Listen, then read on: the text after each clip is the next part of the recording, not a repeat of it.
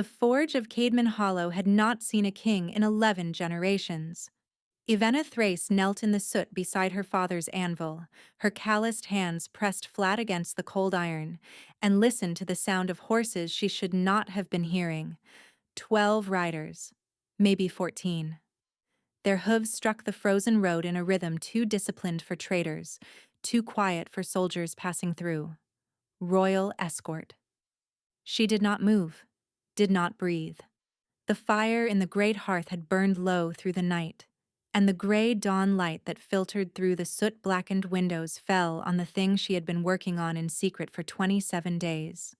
A sword, but not just any sword. It lay across the cooling rack in 2 pieces, the way it had arrived in the dead of an autumn night, wrapped in oilcloth and delivered by a hooded courier who had spoken only 6 words before vanishing into the dark. The king cannot know it broke. Ivenna had known, the moment she peeled back the cloth, exactly what she was looking at. Every smith in the 7 Valleys knew. The blade was older than the kingdom itself, forged in the first age when the wolf-blooded had walked with gods, its dark steel etched with runes that shifted when the moon was full. It was called Vilkorath in the old tongue, the sundered oath, the blade of the Alpha King. And it had snapped clean across the fuller, 3 fingers above the hilt. A blade like that did not break. A blade like that could not break. Unless something far worse than war had struck it. For 27 days she had worked on it alone, hiding it beneath a false floor when villagers came to commission horseshoes and plow blades. For 27 nights she had stayed awake with her hands pressed to the broken steel, listening, because that was what her grandmother had taught her. The blades remember, Ivenna. If you are quiet enough, they will tell you who broke them. And this one had whispered. She had not slept properly since. The hooves stopped outside her gate. Ivenna rose slowly, brushing the soot from her leather apron, her dark braid swinging heavy over her shoulder. She was 23 years old, taller than most of the men in the village, and her eyes were the strange pale gray of river stones. Eyes her mother had once told her came from a bloodline that should have stayed buried. She crossed the forge floor and reached for the iron tongs, not because she meant to fight, but because her hands needed something to hold. The door opened without a knock. 3 men stepped into her forge, their cloaks frosted with the morning's first snow. 2 wore the black leather and silver wolf clasps of the royal guard. The third was different. He was tall enough that he had to tilt his head to fit beneath the rafters. His shoulders filled the doorway. His hair was the color of wet ash, cropped close at the sides and longer on top, and a scar ran from the corner of his left eye down to his jaw. He did not wear a crown. He did not need to. She had never seen him before in her life. She had also dreamed of him every night for the past 27 days. His eyes, and God's help her, his eyes were the color of molten copper, ringed with the faintest threading of black. Found hers across the forge floor, and Ivenna felt something inside her chest turn over. She forgot the tongs in her hand. He took 1 step forward. The floorboards groaned beneath his weight. "You are the smith's daughter," he said. His voice was low, rough at the edges, like a stone dragged across slate. Ivenna of House Thrace. She did not curtsy. She did not know how. "I am the smith. My father is dead these 4 years. Something flickered behind his eyes. Not surprise, recognition. "Then it is you who has been keeping my sword." The words landed in the silent forge like a hammer striking the anvil. Ivenna's hand tightened on the tongs. Behind her, beneath the false floor, Velkorath lay in 2 pieces, and she had not yet decided whether she would tell him the truth, that she had not been keeping the sword. She had been finishing it. And the rune at the break point, the rune the courier had not seen, the rune no living smith was supposed to know, had begun 3 nights ago to glow with a soft and terrible blue. She lifted her chin. "Your Majesty," she said, "I think you had better close the door." He did not close the door. He nodded once, and the two guards stepped back into the snow and pulled it shut behind them.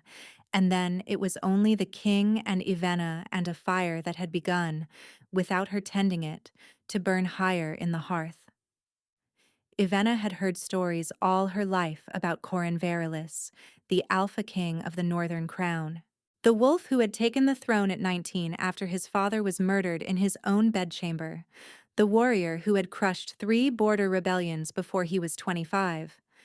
The unmarried king whose council was tearing itself apart over which noble daughter would finally share his bed. The stories had not prepared her for the way he looked at her. He crossed the forge slowly, and with each step the air seemed to thicken, charged in a way she could not name, the way the sky tasted before lightning. He stopped 2 paces from her, close enough that she could see the small scar through his eyebrow, close enough that she could smell snow and cedar and something underneath it, something warm and wild and unsettling. "You have been working on it," he said, not a question. "Show me." Her hands moved before her mind agreed. She knelt and lifted the false floorboard. The oilcloth bundle waited beneath, exactly where she had left it. She brought it to the workbench and unwrapped it with the care of a woman handling a sleeping child. The 2 halves of Veil Korath gleamed dark in the firelight. Corin made a sound she did not recognize, half a breath, half something deeper. A sound that was not entirely human. His hand hovered above the blade and did not touch it. 27 days, he murmured, and the rune has woken. She froze. He saw the freeze, and his copper eyes lifted to hers, and something in them sharpened. "You did not know what you were doing," he said quietly. "Did you, Smith?" "I knew what I was doing." "No." His voice was almost gentle now. It was somehow worse than anger. "You knew the steel. You did not know the rune. The rune is mine to know. The rune is the king's to know, and the smith who carries the bloodline of the first forge. And there has not been such a smith for 11 generations, Ivenna Thrace." The tongs slipped from her hand and struck the floor. The sound rang through the forge like a struck bell. He stepped closer. She could not step back. The workbench was behind her. His hand rose and stopped a hair's breadth from her cheek, hovering, as though he were afraid that touching her would wake something neither of them could put back to sleep. "Do you know what you are?" he whispered. She did not, and she did. And the not knowing and the knowing were both the same shape inside her, and she had been carrying it her whole life. His hand fell away before it touched her. "Pack what you can carry," he said, and his voice had hardened into something else now, a king's voice, weighted with command. "You ride to Caer Vilmoran with me before nightfall." The ground tilted beneath her. "No." "Ivenna?" "No." The word tore out of her, and with it came every fear she had buried beneath the false floor along with his sword. "I have a forge. I have a home. I have a village that depends on me for their tools and their nails and their— I am not yours to summon, your majesty. I do not care what bloodline you think you have found, I am not going." His jaw tightened. For one suspended moment she thought he might argue. Beg. Explain. Instead, he turned away from her and crossed to the door and opened it, and Ivenna felt the cold air rush in around her ankles and thought, "Thank the gods. He is leaving." He was not leaving. "Captain Balesh," he said, calm as still water. "Take the smith and her tools. Take the sword. Burn the forge." "What?" She lunged toward him. The captain caught her around the waist before she had crossed 3 feet of floor, and she fought him. She fought him with all the strength of a woman who had hammered iron for 16 years. But he was wolf-blooded and she was not, and he held her as easily as a child holds a sparrow. "Corin!" she screamed. The use of his name, his given name, stopped him in the doorway. He did not turn. "You have no right." "I have every right." His voice did not lift. He did not look back at her. You are the last living smith of the first forge. My sword is broken, and I will not lose you to a winter night and a village that does not know what it has. This is my home. It was. He stepped out into the snow. The captain dragged her after him. Over her shoulder, as they pulled her through the door, she saw the second guard already touching a torch to the rafters. The straw caught instantly. The fire climbed the wall in the shape of a hand. By the time they had lifted her onto a horse, the forge of Caedmon Hollow was a column of black smoke against the morning sky, and Ivenna Thrace had begun to understand, with a cold and terrible clarity, that the man she had dreamed of for 27 nights had just stolen her life. She did not cry. She stared at his back, 3 horses ahead of her on the road, and made a single silent promise to herself. I will leave that castle. I do not care how high the walls. I do not care how many men he sets to watch me. I will leave. She did not know then that the Alpha King had already given the only order that mattered. She does not leave the castle, not for any reason, not by any door, not even if she begs. They reached Caer Velmorin at the 3rd bell of the 2nd night. Ivenna had not spoken in 19 hours. She had not eaten. She had not looked at the king once, and he had not looked at her. And the silence between them had grown into a third presence on the road, heavier than the cold, heavier than the smoke that still clung to her hair. The castle rose out of the mist like a thing the mountain had grown rather than something built. Its towers were black stone veined with silver. Its gates were forged of a dark metal she had never seen in any catalogue her father had owned. As they passed beneath the great arch, she felt the metal hum against her skin, felt it the way a tuning fork feels another tuning fork struck across the room. And she understood, with the small cold part of her mind that was still working, that the gates of Caer Velmorin had been forged by her bloodline, long ago, before the 11 generations of forgetting. Servants came running with lanterns. The captain lifted her down from the horse without a word, and the king dismounted 10 paces away and walked into his own castle without looking at her. She was led through corridors she did not see. Upstairs she did not count. A door opened, and a chamber waited for her. Fire already lit, basin of warm water already steaming, bed turned down with linen softer than anything she had ever owned. A woman in a gray dress curtsied. "My lady, I am Mistress Pell. I will see to whatever you need." "My freedom," Ivenna said. The woman's face did not change, but her eyes held something that looked, for one strange moment, like grief. "Anything but that, my lady." The door closed behind her. Ivenna heard the lock turn. She crossed to the window. The drop below the sill was 40 feet onto stone. The window itself was barred with the same dark metal that hummed in the gates. When she pressed her palm against it, the metal warmed beneath her touch, recognized her, and held. Her own blood, locking her in. She sank slowly to the floor beneath the window with her back against the cold wall, and only then, only when there was no one to see her, did she allow her face to crumple. She cried for the forge, for her father's anvil, 23 years old when she was born, melting now in the embers of her home, for the village that would wake to ash, for the small life she had built with her 2 hands, a life that had been hers and only hers, taken from her between one breath and the next by a man who had not even raised his voice. She did not cry for long. When the tears stopped, she rose. She washed her face. She braided her hair with hands that had stopped shaking, and she walked to the door and pressed her ear against the wood and listened. She had been a smith for 16 years. She knew how locks were made. She knew how hinges failed.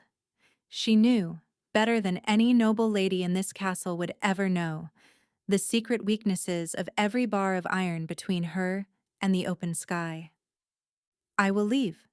She crossed to the small writing desk by the fire and sat down, and on a sheet of cream-colored parchment that did not belong to her, she began, by the light of a fire she had not lit, to draw a map, from memory, of every corridor she had been led through, of every door, of every stair.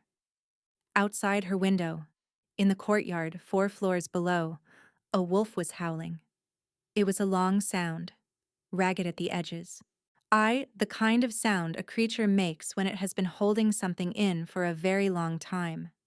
Ivenna did not know, could not yet know, that the wolf in the courtyard was the king himself, and that he had not slept for any of the 27 nights she had spent listening to his sword, and that the order he had given his guards had not, in truth, been "do not let her leave." The order he had given his guards, in a voice none of them had ever heard him use before, had been 3 words only: "Do not lose her."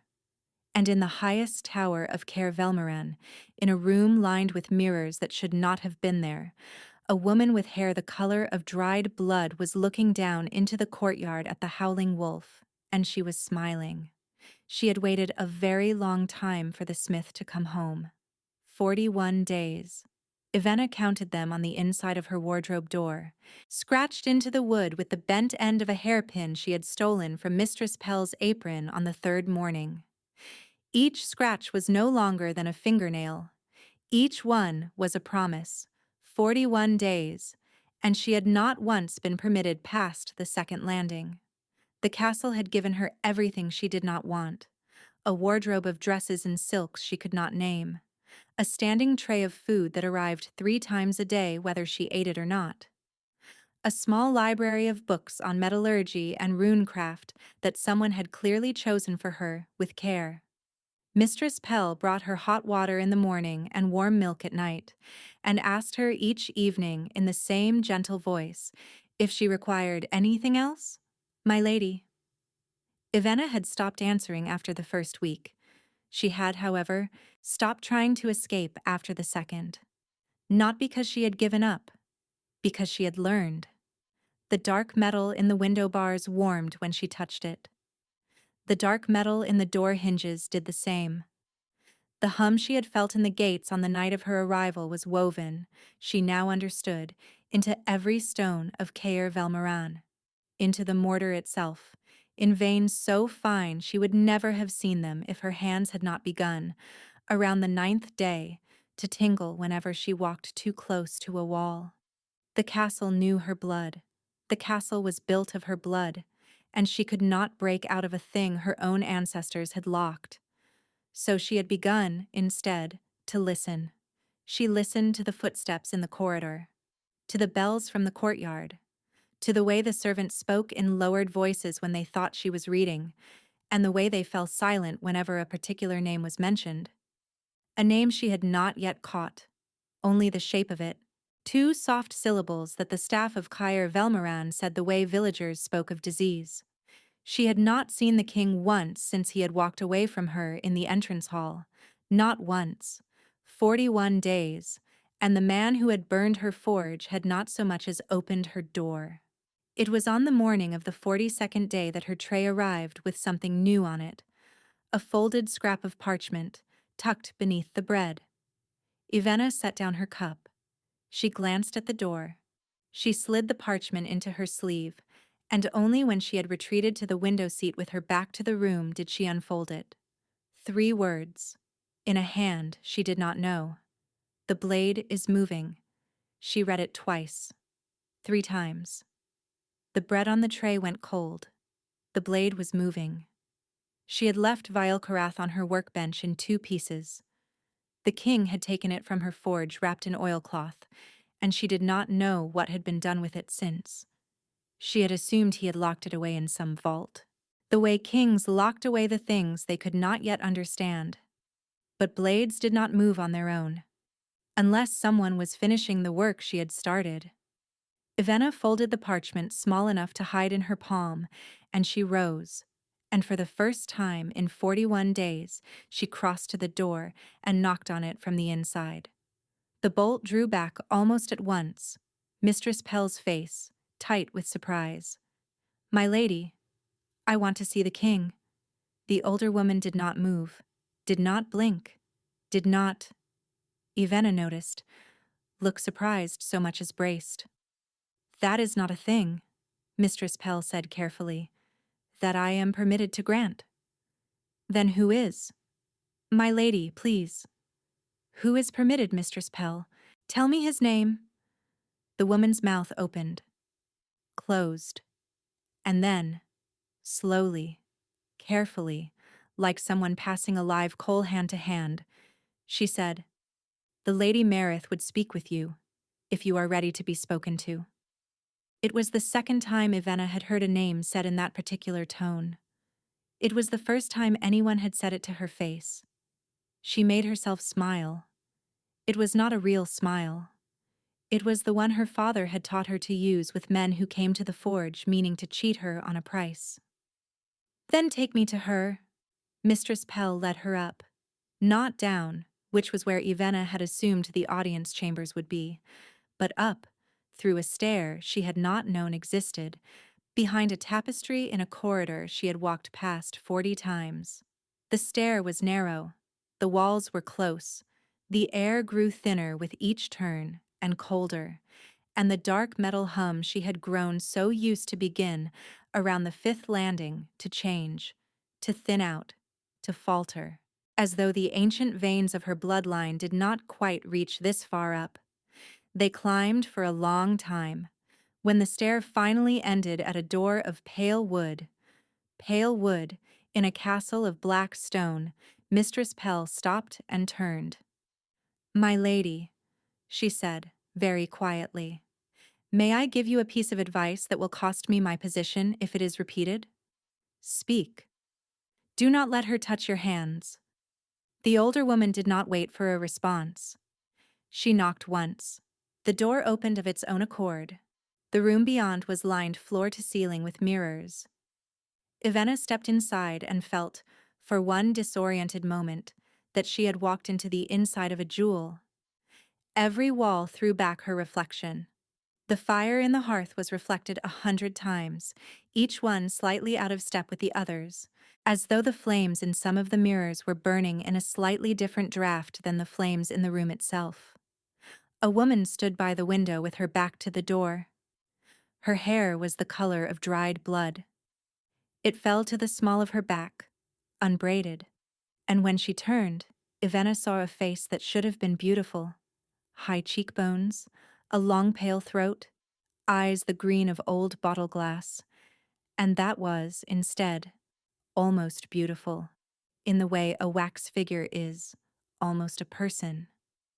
"Ivenna of House Thrace," the woman said.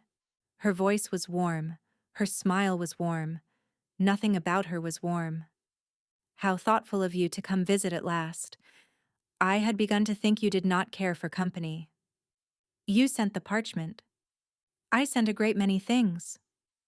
The woman crossed the room in a slow, gliding step that did not quite seem to disturb the rugs.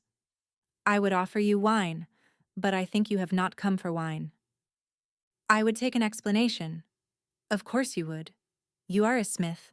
Smiths are creatures of cause and effect. Strike here. The metal answers there. It is an admirable way to move through the world." She stopped 3 paces from Ivenna and tilted her head. "I am Marith Verilis, Corin's aunt, by the long way of it. I have been the chatelaine of Caer Velmaran for 31 years. I have served 3 kings. I am, you might say, the memory of this house." Ivenna kept her hands at her sides. "Do not let her touch your hands." "You said the blade is moving." "I said the blade is moving," Marith corrected, and the warmth in her voice did not change, but something behind it did. Something that flickered, the way the fire flickered in the wrong mirrors. "The 2 halves you left on your workbench are no longer in 2 halves, dear Smith. Someone has been welding them. Crudely. With a heat too low for the rune to seat. A butcher's job, but a job nonetheless. And the rune at the break has gone dark." Ivenna's breath stopped. The rune. The blue rune. The one she had woken with 27 nights of listening. A dark rune was not a sleeping rune. A dark rune was a killed rune, and a killed rune in the sundered oath meant, "He cannot wield it," she whispered. "He cannot wield it," Marith agreed. "Not in the next moon, not in the moon after, not, perhaps, ever again. The king's blade is now, for all the purposes that matter to a kingdom under siege, a piece of broken jewelry. And you, dear girl, are the only living hand in 7 valleys that can wake the rune again." She stepped closer. Closer than Ivenna liked. Close enough that Ivenna could see, in the ring of mirrors behind the woman's head, that one of the reflections, only one, was not smiling. "He has been a fool," Marith said gently. "He has kept you locked in a tower like a bird he meant to admire later. He has not told you the truth. He has let his sword be ruined in his own armory, under his own seal, and he has not yet realized that someone in his own household has been ruining it on purpose." Ivenna's pulse had begun to thud in her ears. "Who?" "Ah." Marith smiled the wax figure smile. "That is the question for which a clever smith trades favors. I will give you this much, free of charge, because I have always pitied women in cages." Her hand rose. Ivenna remembered, just in time, and stepped back. The hand fell, slowly, the way a falling thing falls in deep water. "The man who burned your forge did not give the order to burn it. The man who gave that order is dining tonight at the king's right hand." The world tipped. "That is a lie." "Is it?" Marith's eyes were perfectly steady. "Then ask him, dear. Ask the king himself. Ask him who first told him about the smith of Caedmon Hollow. Ask him whose hand wrote the warrant for your forge. And when the answer has hollowed you out the way I think it will, come back to me, and we will discuss what a wise smith does with such information." She turned away. The audience was over. Ivenna walked out of the mirror room with her hands shaking inside her sleeves. Behind her, in a mirror she did not turn to look at, one of the 100 reflections of Lady Marith Verilis lifted its head. Only that one, only that single false reflection, and watched her go, and the smile on its face was no longer warm at all. She did not sleep that night. She paced the length of her chamber from the window to the door and back, 27 times, 30, 50, until the rug beneath her feet began to take on the faint heat of her bloodline, waking in the threads of it. The dark metal hum in the bars at her window pulsed in time with her heartbeat. The fire in the hearth burned a color it should not have burned, too white, too clean. The castle was reacting to her. She did not know yet what that meant, but she knew, by the 3rd bell after midnight, what she was going to do. When Mistress Pell came in the morning with the breakfast tray, Ivenna was already dressed. Not in the silks the wardrobe had given her. In the plainest gown she could find, gray wool, no embroidery, the kind of dress a woman wore to do honest work. Her hair was braided in a single thick plait down her back. Her hands were scrubbed raw at the knuckles. "My lady?" Mistress Pell said, and her eyes flickered to the dress, and something in her face softened in a way Ivenna did not understand. "I want to see the king," Ivenna said. "I do not want to ask. I want to see him. Today. This morning. Before the sun is over the eastern wall." Mistress Pell set down the tray. She looked at Ivenna for a long moment. Then she said, very quietly, "Come with me, my lady. He has been waiting for you to ask." The corridors that morning were different. Ivenna did not understand it at first. Then she did. The servants she passed did not lower their eyes. They lifted them. They looked at her openly, the way travelers look at the first roof after a long road. A young page actually stopped walking and stared. An older woman with a basket of linens pressed her hand to her mouth and did not move until Ivenna had passed. She had been in this castle for 42 days, and not one of these people had looked her in the face before. Mistress Pell led her down a corridor she had never seen, through a door she had never been near, and into a chamber that smelled of wood smoke and steel polish, and a faint, clean scent she could not place. A scent that lived in the back of her throat the moment she breathed it in, that settled somewhere behind her sternum, and made her hand go to her chest without her permission. Cedar, snow, and underneath it, the king was sitting at a long oak table with a map spread across it. He looked up. He had not slept either. She saw it at once. The shadows under his copper eyes were the color of old bruises. His jaw was rougher than she remembered.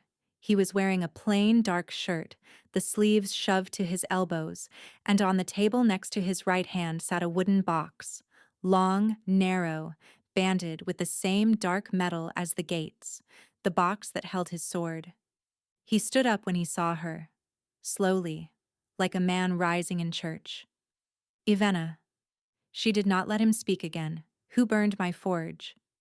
The room went very still. He did not pretend not to understand. He did not look at Mistress Pell. He did not look away from Ivenna's face, even though something behind his eyes flinched the way a struck animal flinches. "I gave the order," he said. "That is not what I asked you." Then he said, "Captain Belesh lit the torch. I gave the order. The warrant.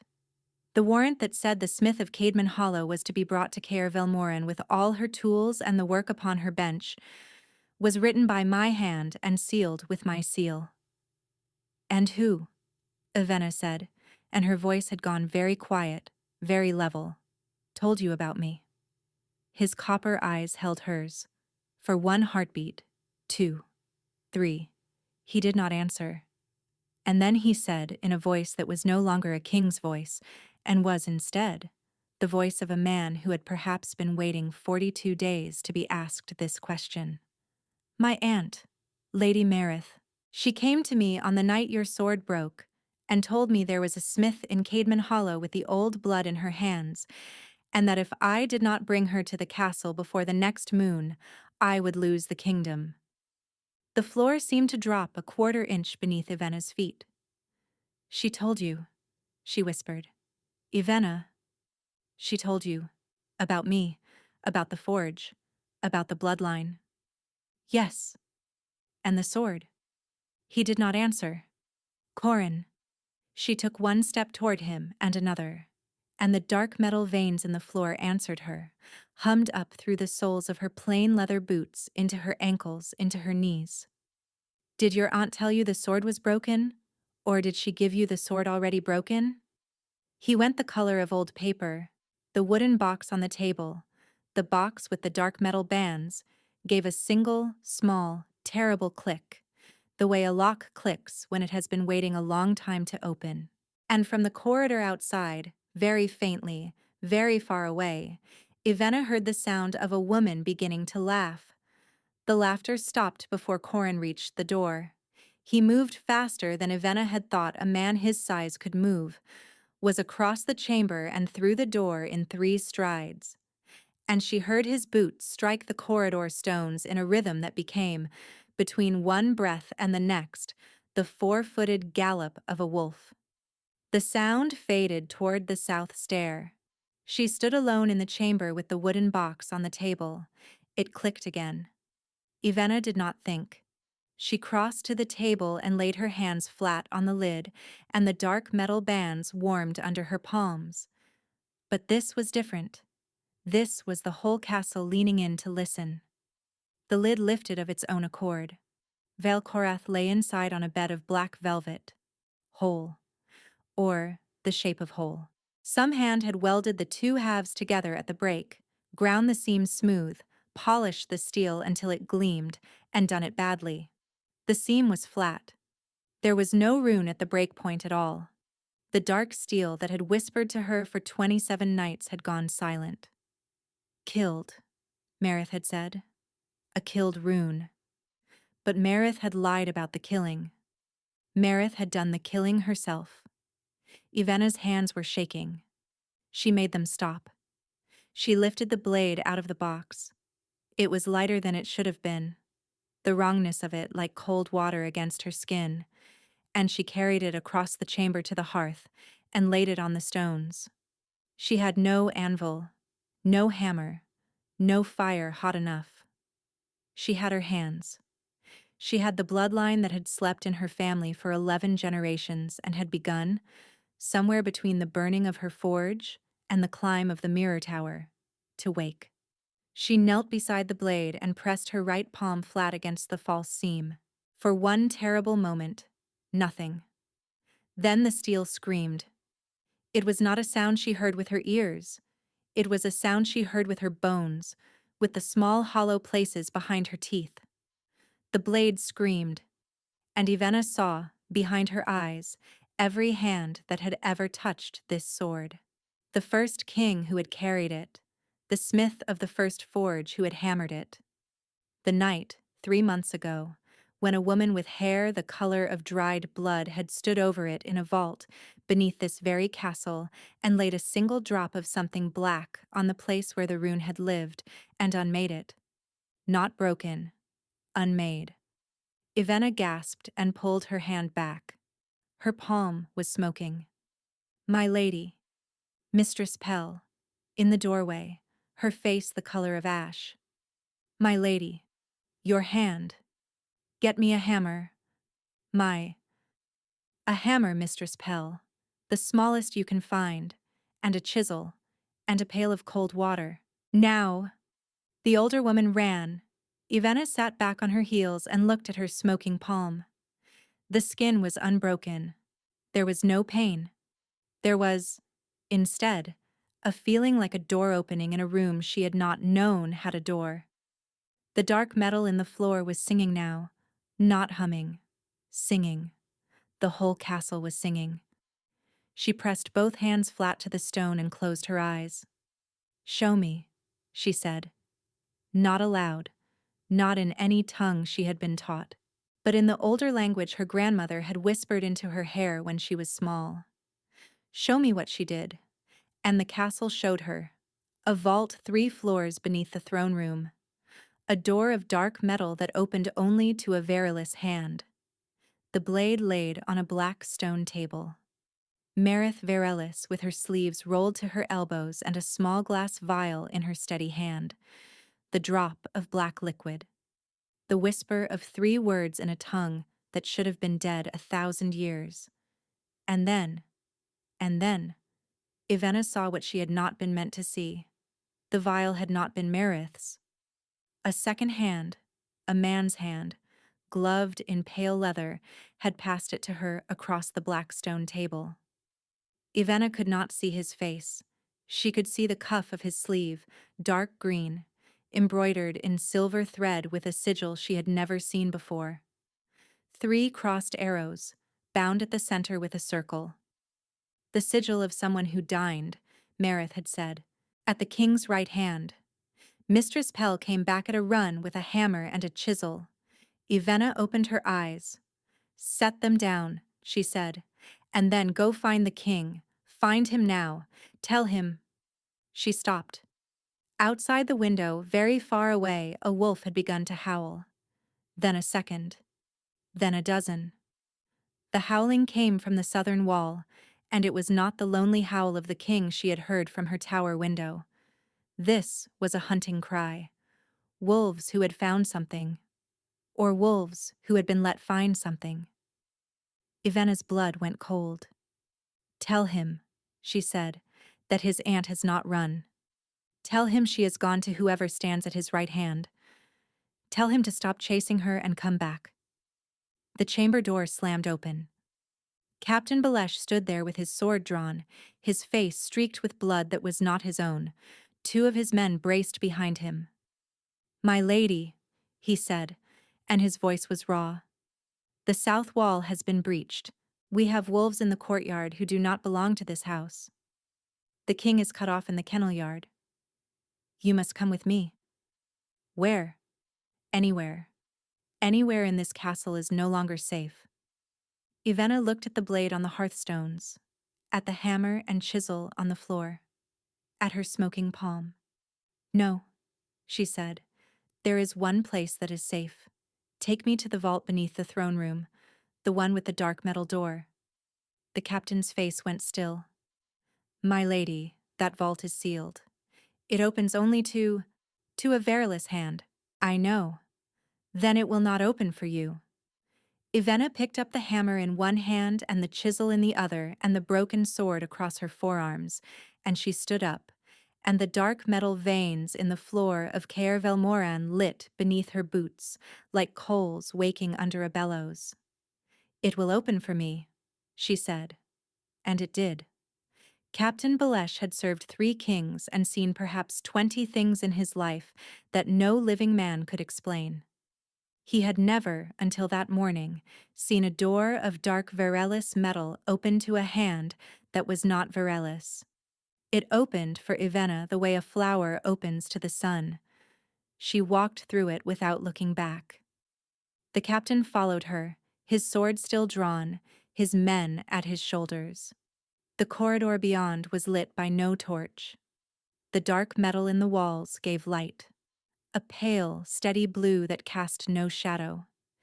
And the air was warmer than it had any right to be, 3 floors beneath a winter castle.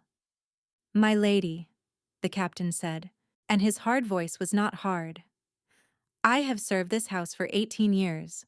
I did not know this place. No one knew this place, Ivenna said. That is the point. The corridor opened into a circular chamber. She had seen it already, in the vision. The black stone table at the center.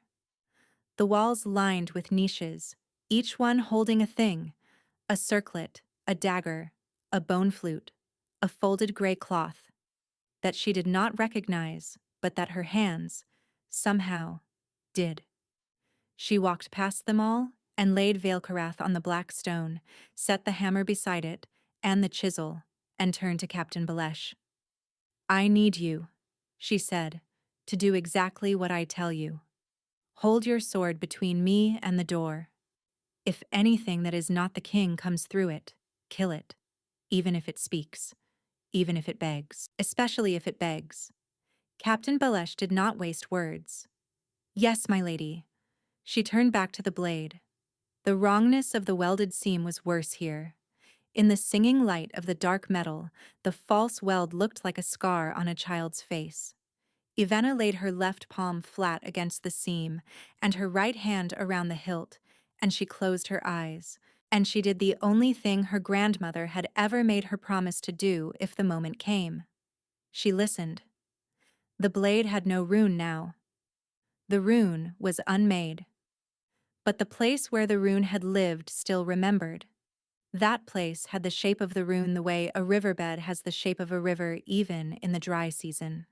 Ivenna pressed her palm to the dry riverbed in the steel and let her bloodline pour into it. Heat rose in the metal. Not the heat of a forge, the heat of a living body. She lifted the chisel. She set its point against the false seam. She lifted the hammer. She struck. The sound it made was not the sound of metal. It was the sound of a held breath finally released. The false weld split along the seam. Not crookedly, not crudely, but cleanly, as though the blade itself had been waiting for permission to come apart again. The 2 halves lay on the black stone once more. Ivenna set down the hammer. She picked up the 2 halves, one in each hand. She held them together, point to hilt, the break edges kissing, and she pressed her thumb, hard, into the soft place at the base of her own throat, where the pulse beat closest to the skin. Blood welled under her thumb. She drew it across the break. The dark steel drank it. The rune woke. It woke not blue this time, but a color Ivenna had no name for. A color that lived in the corner of the eye and would not stay still. It woke along the entire length of the blade, not only at the break, and as it woke, every other rune on Veilkarath that had ever been struck into its steel woke with it. The blade lifted, just slightly, from her palms. It hung in the air a finger's breadth above her hands. It was, for one long moment, no longer a sword. It was a promise, in the shape of a sword. Ivenna closed her bleeding hand around the hilt. Behind her, Captain Balesh made a sound that was not a word.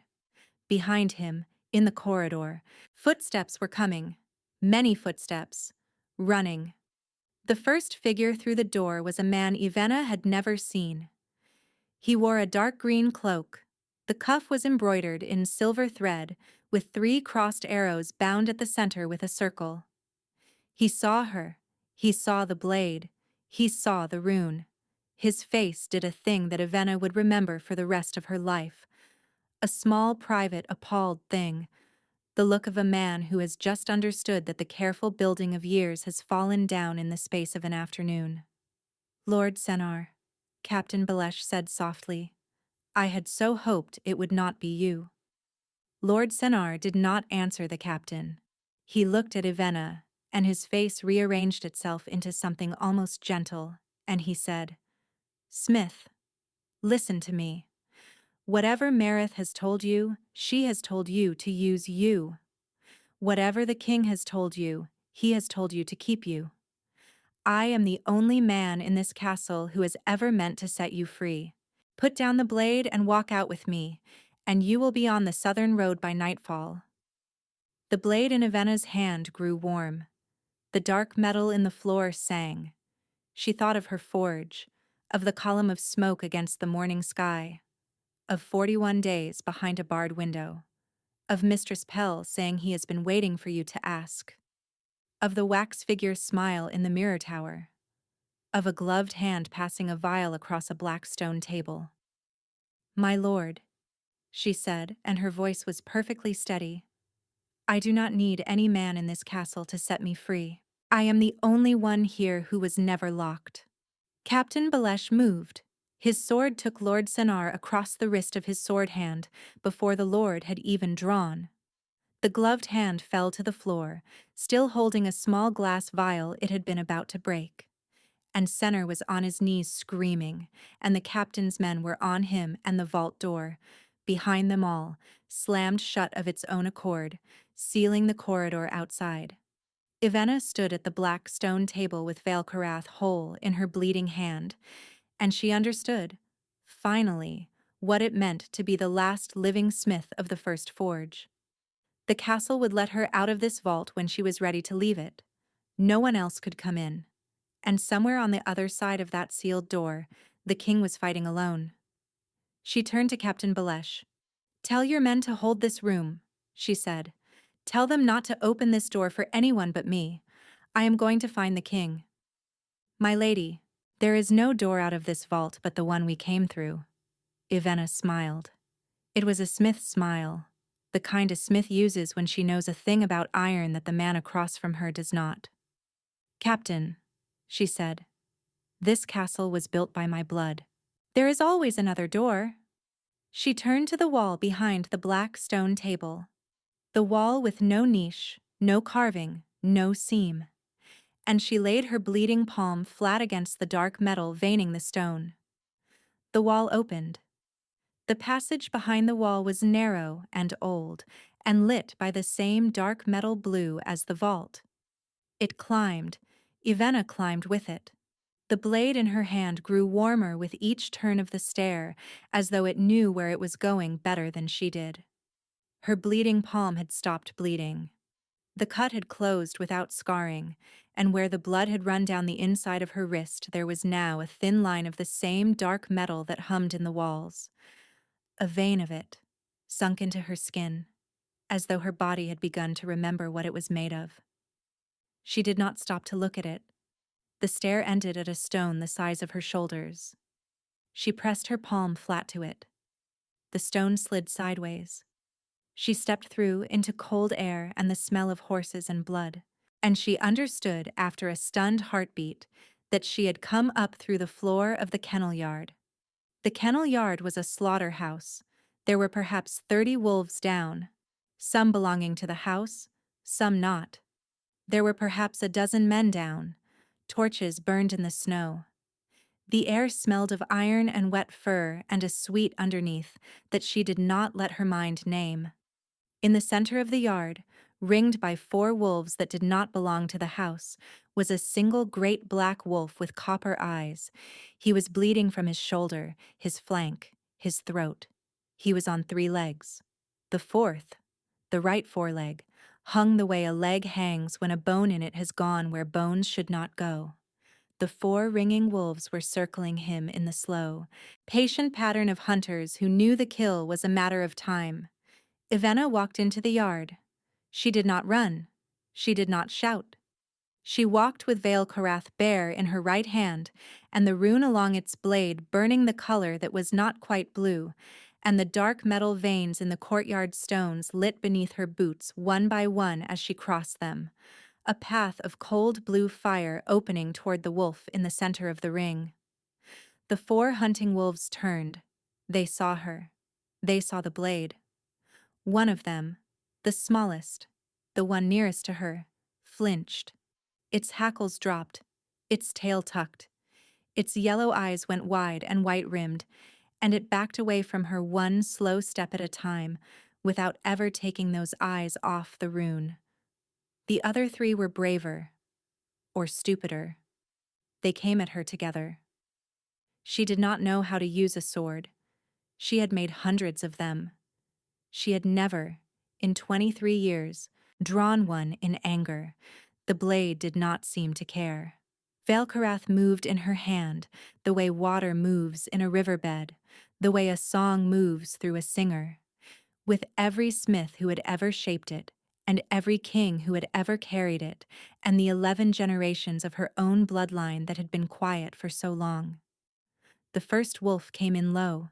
The blade rose. The wolf fell in 2 pieces in the snow, and she had not, herself, been able to follow how. The second came in high. She turned half a step, and the blade was where the wolf's throat needed it to be.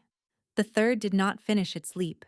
It broke off mid-air and ran for the southern wall, and the small flinching one ran after it, and the courtyard was suddenly very, very quiet. The black wolf in the center of the ring sank slowly onto his side in the bloodied snow. Ivana ran to him. She dropped to her knees. The blade went into the snow point first beside her and stood, and the rune kept burning. She put her hands on the great black head. Copper eyes that were almost closed found her face. There was no recognition in them. There was, instead, a fading. "Corin," she said. "Corin, look at me. Look at me." He could not shift back. She saw it in the set of his ears, in the rasp of his breathing. The wolf had taken him too far. The wounds were too many. The body knew it was dying and would not let go of the form most likely to keep fighting. She had no healing magic. Whatever her bloodline was, it was not that. She had only the blade, and the castle, and the dark metal that had begun, sometime in the last hour, to live in her own veins. She laid her left palm flat against the black wolf's chest, over the place where his heart was working too slowly. She laid her right palm on the hilt of Veil Karath standing in the snow. She closed her eyes. She did not pray. She did not beg. She connected, the way a smith connects 2 pieces of metal, and let everything the castle had poured into her since she had walked into Caer Velmaran pour, in one long, unbroken line, through her, into him. The dark metal in the courtyard stones went white beneath her knees. The black wolf shuddered. His broken foreleg straightened. The wound at his throat stopped bleeding. The slow heart under her palm sped, steadied, became the hammering thing she had felt the first time he had stepped into her forge. His eyes opened. He looked at her. And he was a wolf no longer. He was a man on his knees in the snow with his hands fisted in the front of her gray wool dress and his forehead pressed to her shoulder, and he was shaking so hard she could feel it in her own bones, and he was saying, into the wool over her collarbone, the same word over and over again, in a voice that was not a king's voice and never had been. "Ivana, Ivana, Ivana." She held him. She held the Alpha King of the Northern Crown in the bloodied snow of his own kennel yard, and she felt the dark metal vein in her wrist warm against the back of his neck. And she knew, not guessed, knew, the way a smith knows true iron from false, that this man had not, in any meaningful sense, been free since the day his sword had broken. That the woman who had broken it was still inside this castle and was not finished. And that she herself was no longer trying to leave Caer Velmaran. She was going to take it back. For him. With him. And the kingdom was going to learn before the next moon rose that the bloodline of the first forge had only been sleeping. Above them, very far up, in the highest tower of the castle, every mirror in a certain round room cracked at the same instant, from the center outward, in the shape of a rune that should not have been able to wake. She did not let him stand alone. Corin tried. He was a king, and a wolf, and a man who had spent his whole life being the one who carried others. But his right leg, the one that had been broken in wolf form, gave under him the moment he tried to put weight on it. Ivenna caught him under the arm. He was twice her weight, and almost a head taller, and she held him anyway, because she had hammered iron for 16 years and her shoulders knew how to bear what they had to bear. The tower, he rasped against her hair. Ivenna, the tower. I know. My aunt. I know who she is. I know what she did to your sword. I know who passed her the vial. Lord Senar is in the vault, alive, with a hand he no longer owns, and Captain Balesh has him. He pulled back enough to look at her. His copper eyes, this close, were the color of a forge, at the moment the metal was ready. There was blood drying in the scar at his jaw. There was something else in his face, too. Something raw, and unshielded, and almost frightened. And she understood, with a small jolt that traveled the length of her spine, that he was frightened of her. Not of what she could do, of what she now was. You opened the vault, he whispered. I did. You woke the rune. Yes. You walked into a courtyard of strange wolves with a blade you did not know how to hold, and you came out the other side, and you put your hand on me, and I... His voice broke. He did not try to hide that it broke. Ivenna, I was already going. I would not have come back. You reached into me and brought me back, and I do not know what to do with what you are. She reached up. She laid her hand against the side of his face, over the scar, and his whole body went still. You are going to stand up, she said quietly, and put your weight on me, and we are going to climb a tower I was already climbing without you. Then you are going to do what kings do. You are going to bring justice down. I will hold the blade for you. I will hold you for you if I have to. But you do not get to be afraid of me, Corin Virilis. Today I need you steady. He stared at her. Then, for the first time since she had seen him, he laughed. It was a broken sound, half a sob, but it was a laugh. He turned his face into her palm and pressed his mouth to the inside of her wrist, just above the dark vein where the metal had begun to live in her skin. And the touch of his lips was so brief and so reverent that Ivenna felt something inside her chest that she had been holding shut for 42 days come open, the way a forge door opens to the heat. Lead then, he said, smith of the first forge. Lead. She lifted Veilcarath out of the snow. They walked together into Caer Velmaran. The castle was theirs. The veins in the stone did not only sing now, they lit, ahead of her, a path of cold blue fire that opened through corridor after corridor and closed again behind her, sealing each passage as she left it. Doors opened before she reached them, doors closed before any pursuer could follow. The servants she passed pressed themselves against the walls and dropped to their knees, and Mistress Pell came running out of an alcove on the third landing with a clean cloth and pressed it into Ivenna's bloodied hand and said only, "The northwest stair, my lady. She has gone up," and vanished again the way a woman vanishes who has spent 30 years learning when not to be seen.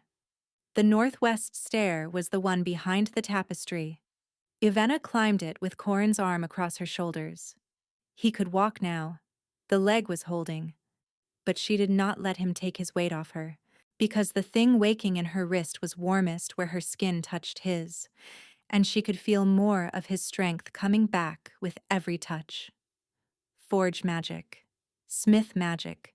The oldest magic in the Seven Valleys, and the one no Verelis aunt had thought to be afraid of because it had been sleeping for 11 generations. It was not sleeping anymore. They reached the pale wood door at the top of the stair. It was already open. Marith Verelis was waiting for them in the round room. The mirrors were all cracked. Every one of them had broken in the same instant in the same shape. A rune repeating 100 times on every shattered surface. The fire in the hearth had gone out. The air smelled of cold metal and a faint, wrong sweetness, and Marith herself stood at the window with her back to them. She did not turn. "Corin," she said, conversational, "you should not have come up. I would have come down in a little while. I had a few things to finish first." "Aunt!" His voice was a king's again, but underneath the king there was a nephew, and the nephew was a boy, and the boy was a heartbreak. "Why?" "Because your father should never have been king. Because his father should never have been king.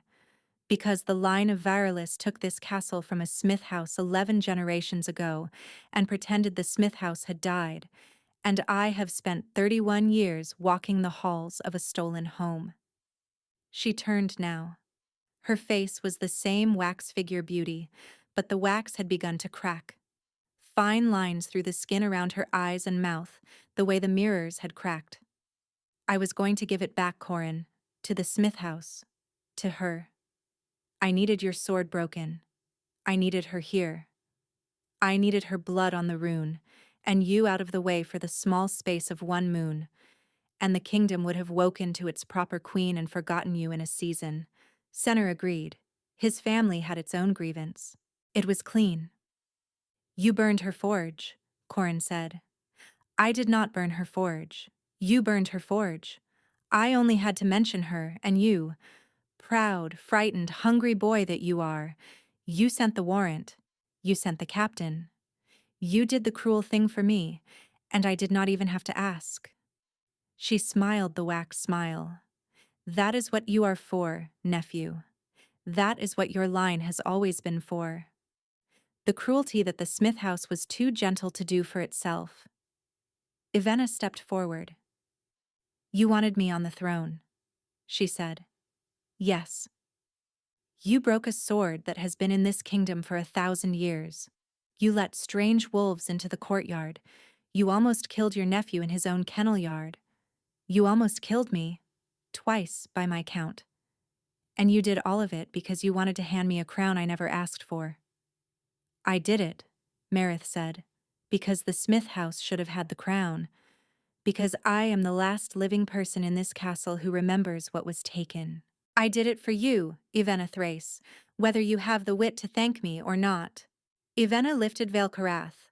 The rune along its blade was burning the color that was not blue, and the dark metal in the floor under her boots was burning the same color, and Marith, for the first time, looked at the blade, and at Ivana's wrist, and at the small dark vein that lived now in her skin, and the wax smile flickered. "You woke it," Marith breathed. "You, child, you woke the whole of it." "I am not your queen, Marith Verelis. Ivana, I am not your anything. You did not free me. You used me. You burned my home through a hand that thought it was acting on its own. You almost killed the only man in this castle who has ever asked me, even once, what I wanted." Her voice did not shake. "You did all of it without asking me a single question. You did it the way every Verelis has done every cruel thing in this castle for 11 generations. For my own good."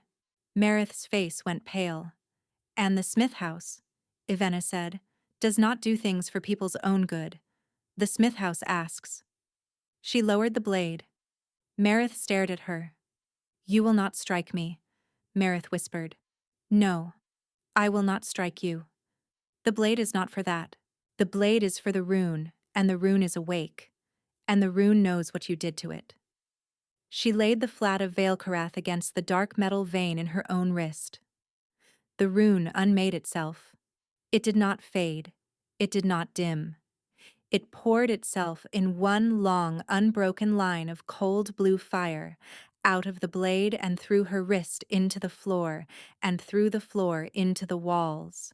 And every dark metal vein in Caer Velmaran lit at once, a great bright net of fire running through every stone of the castle from the highest tower to the deepest vault. And all of it converged, in a single bright and terrible point, on the woman standing by the broken mirrors. Marith Verilis did not scream. She had time, perhaps, to look surprised. Then the dark metal in the floor of her own tower took her. Not killed her, not in any way Ivenna could see, but took her, the way a forge takes a piece of metal that has been worked too long and folds it back into the bar. And the round room was empty of her, between one heartbeat and the next, with no body and no blood and no sound. Only a faint warmth in the floor where she had been standing. The blade in Ivenna's hand went cool. The rune, on its steel, was gone. She had known, when she laid the flat of the blade against her wrist, that the rune would not survive what she was asking it to do. She had known what she was spending. Veilkarath was, again, only a sword. A very old, very fine, very ordinary sword. It was enough. It would always have been enough. She turned to Corin. He was staring at her with a face she did not know how to read. "Ivenna," he said softly, "the rune was mine to spend. The Smith House woke it. The Smith House unmade it. The kingdom does not need a sword that breaks the world. The kingdom needs a king who deserves the one he carries. You will have to deserve it without the rune. I will have to deserve me without it. And we will, I think." Her voice almost broke then. She did not let it. "We will do better work without something that old asking us to be larger than we are." He crossed the cracked mirror room. He did not ask permission this time. He took her face in both his hands, and he pressed his forehead to hers. And he did not kiss her. He was, she understood, a man who had only just been given back his life, and did not yet trust himself with anyone else's. He only stood there, his forehead against hers, breathing her in, and the dark metal vein in her wrist hummed against the underside of his jaw, and the cracked mirrors all around them did not show their reflection at all. "Stay," he said. The single word. Quiet. Not a king's word. A man's. "Ivenna. Stay." She closed her eyes. "I was never going to leave," she said. "Not once you asked." In the spring, the forge of Caer Velmaran reopened for the first time in 11 generations. It had always been there. Ivenna had not known, until Mistress Pell led her to it on the third morning after the tower, that the great forge of the castle had been sealed since the Smith House had fallen.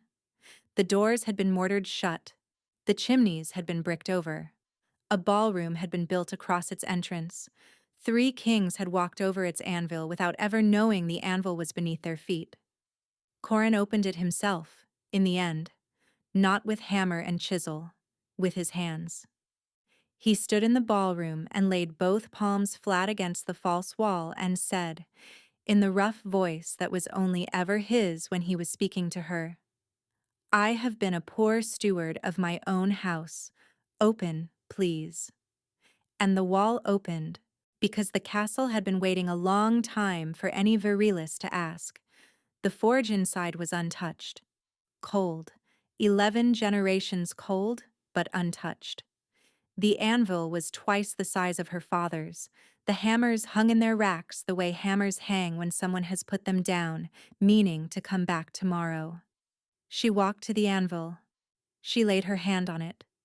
It warmed. She wept then, for the first time since the morning her forge had burned, and she let Corin hold her while she did it.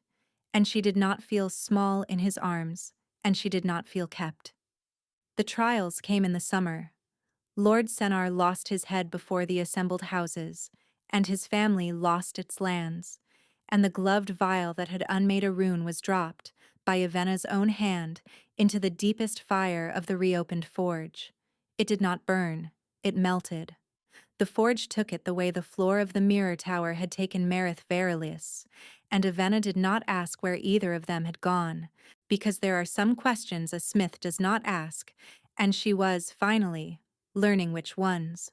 The kingdom was told a great deal of the truth and a careful amount of the rest, that the smith house had returned, that the dark metal of Caer Velmorin had woken to its own bloodline, that the king had, for 42 days the previous winter, kept the smith of Caedmon Hollow against her will in his castle, and had, on the morning of the 43rd day, asked her, not commanded her, asked her, to stay. The kingdom was not told that she had said yes in a tower of broken mirrors with her forehead pressed to his. That part was theirs. They were married in the autumn, in the open courtyard where she had carried him out of his wolf form, on the day the first frost came. She wore gray wool, he wore plain dark linen. There was no crown on her head. She had refused it, and he had not argued, because he was learning that asking and accepting a no were the same skill. And there was a small dark metal ring on her finger that she had hammered herself in the reopened forge, and an identical one on his. The ring on his finger was the only thing Velkarath had ever made other than itself. She had taken a sliver of its dark steel, no more than a paring's worth, and folded it again and again at the anvil until it was no longer steel but something older, and she had set it in the band on his hand, the way the rune had been set in the blade. Not a rune of unmaking, a rune of staying. It glowed, very faintly, when he was in the same room as her. It did not glow at all when he was not. He had not, in the year that followed, left her side long enough for her to find out how far the ring would let him go. In the 5th year of her reign, for she was, eventually, talked into a smaller word than queen, a word the Smith house preferred, warden.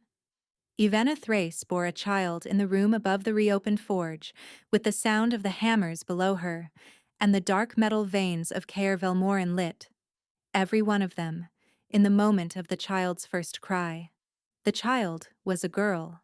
The girl had her father's copper eyes and her mother's smith's hands, and when Mistress Pell, old now, but still in her gray dress, laid the child against Ivena's chest, the small fingers closed around the dark vein in Ivena's wrist as though they had been waiting their whole short life to find it. Corin sank to his knees beside the bed. He did not speak. He laid his forehead against Ivena's shoulder, the way he had laid it against her in the cracked mirror room, and she felt him shake the way he had shaken in the bloodied snow, and she stroked his ash-colored hair and said quietly, the only thing left to say, "You see, we did better without it. We did our own work." He nodded against her shoulder. He could not, just then, do anything else. Outside the window, the forge fire was burning. The hammers were ringing. The dark metal in the walls of Caer Velmorin was singing the song it had been waiting 11 generations to sing, and the song was, for the first time in any of those generations, a song 2 voices were carrying together. A king's voice, a smith's voice. The kingdom, in the years that followed, would tell the story many ways. Some would say it was the story of a king who took a smith from her forge and would not let her leave his castle. Some would say it was the story of a smith who walked into a king's castle and would not be kept in any tower. The truth, as Ivena Thrace told it to her daughter on long winter evenings beside the great anvil, was simpler than either, and harder, and better. It was the story of 2 people who had each been locked in their own life for a long time, and who had, between them, asked, and been answered, and built, with their own 4 hands, the door. And once the door was open, neither of them ever needed to walk through it again. They were already, both of them, home.